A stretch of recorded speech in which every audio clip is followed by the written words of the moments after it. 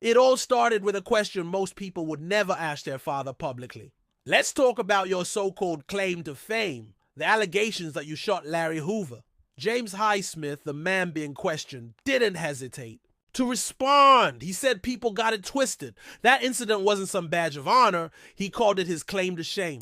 At just 18 years old, he shot someone who would go on to become one of the most powerful and recognized figures in Chicago, Larry Hoover, co-founder of the Gangster Disciples. But Highsmith made it clear that moment from nearly 60 years ago didn't define him. He said, "They tried to say Larry Hoover snitched on me, told the police I shot him."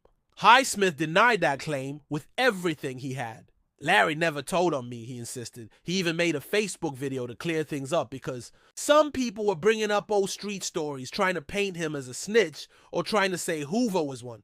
He wasn't the only one they'd done this to. He mentioned David Barksdale, founder of the Black Disciples, who was accused of telling on the Blackstone Rangers back in the 60s.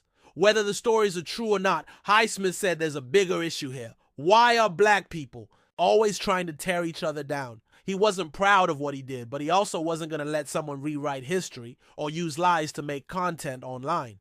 He shifted the focus to what he's doing now. Every day, he said, he's working in the community, trying to keep young black kids alive and out of jail. That's his mission. That's his life now. So why, he asked, are people bringing up an event from 57 years ago that doesn't help anyone today? That's when Big Ant, known for his Urban Politicians TV channel, stepped in to weigh in. He explained that the clip of Highsmith came from Drill Time TV and it resurfaced after Larry Hoover's name started trending again. President Trump had commuted Hoover's federal sentence, but he was still locked up due to state-level charges in Illinois. While this legal battle played out, YouTuber 1090 Jake put out a video claiming Hoover had told on Highsmith back in the day. The source? A newspaper article. Highsmith pushed back hard against that, calling it false and saying there were no official court documents or real evidence to back that up. Jake, on the other hand, doubled down. He went online, dropped a comment saying OG Highsmith told in the 90s and challenged people to post the paperwork. Ant didn't hold back. He said this whole conversation, digging into decades-old stories, calling people snitches based on loose evidence, is not healthy for the culture. He said it's a dangerous trend. It wasn't always like this. In fact, he said this type of public snitch hunting didn't even exist in hip-hop or street culture before 2020. Now it's a wave on social media. People chasing clout by exposing others, especially folks who've done their time, changed their lives, and moved on. He pointed out how people used to hear about this kind of stuff in private settings. The barbershop, the corner store, maybe through an old friend. But nobody went online to publicly drag someone through the mud unless they had a real reason. Ant said the culture has changed in a bad way and people are feeding into something toxic. Then came the deeper criticism. Ant turned his attention directly toward 1090 Jake. He didn't like how Jake, a white YouTuber, built a platform off of black culture and now felt comfortable calling people out in ways that black folks never even used to do. Ant said Jake is part of a bigger system, one that profits off of self-hate and conflict within the black community. He reminded everyone that Highsmith is 70 plus years old.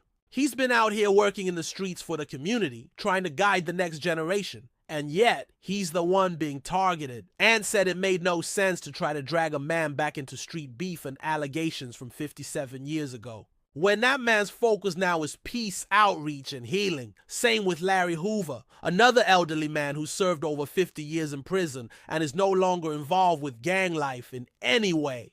So why bring this stuff back up now? Ant said it's about numbers, about clicks, about attention. He believed Jake knew the claims wouldn't hold up in court or in real-life conversations, but online drama sells. Ant didn't stop there. He said he saw this day coming. He recalled how he'd warned people years ago about Jake. He said back then, after a situation involving Kodak Black, he could already tell what kind of path Jake was on. Now, Jake had announced he's no longer affiliated with the Bloods and is going to stop saying the N-word, something that raised eyebrows among those who had been following his content. Ant said this was part of the pattern. First, Jake tried to present himself as being really in the streets. Then he pulled back, trying to appear more neutral and respectable. Ant wasn't surprised. He called it performative, and he wasn't afraid to say, this guy wants to be white again. Not in terms of skin, but in how he distances himself. from the culture once it no longer suits him or brings him profit. And also address the critics who tried to shame him for not being a gangster.